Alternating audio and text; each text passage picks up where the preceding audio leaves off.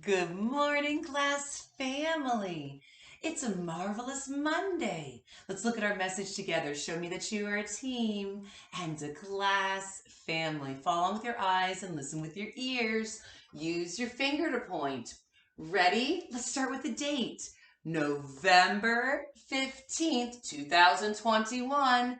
Dear class family, today is Monday. We will learn a lot at school. First, we will review letters and sounds. We will work on the letter F and syllables. Then we will read books and hear patterns. Later, we will write like an author we know. Love, Miss Joyner. All right, let's talk about some of the special things we're doing today at school. Look at the date. Do you remember where it is? Let's go ahead and point and read it together. Ready? November 15th, 2021. After our greeting, dear class family, I see the first sentence. Read the sentence to yourself in your head. Look at it. Do you know what it says? I wonder what day we're on today. Do you remember? Look back at this sentence. I see the day of the week. Do you know what it is? Let's read this sentence again together. Today is Monday. Did you remember it's Monday? If you knew that this sentence said today is Monday, great job. Go ahead and pat yourself on the back and let's look at the next telling sentence. We will learn a lot at school. Oh, that's true. You know that, class family. We learn a lot at school every single day. We learn a lot at school in different subjects and pump our brains with knowledge.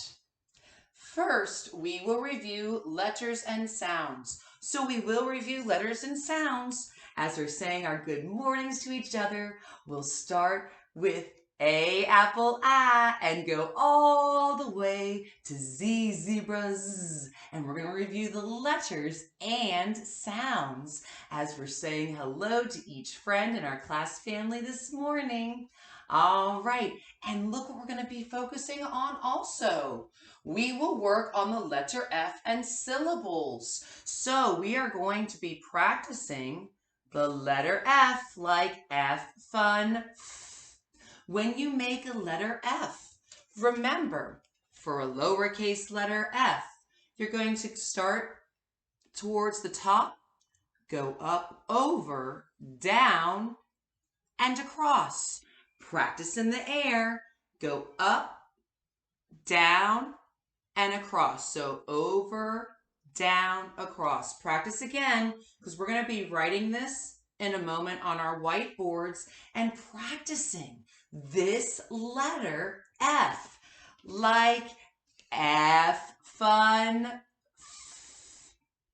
All right? And we're going to be working on syllables. So when we go through and say good morning to everybody, we're going to be clapping out the syllables in their names. And then later on, after we work on the letter F, we're going to look at some pictures and find out how many word parts or syllables are in those words too. Okay, so we have a lot of things to do this morning in language arts to pump our brains with knowledge. Look at something else we're going to do.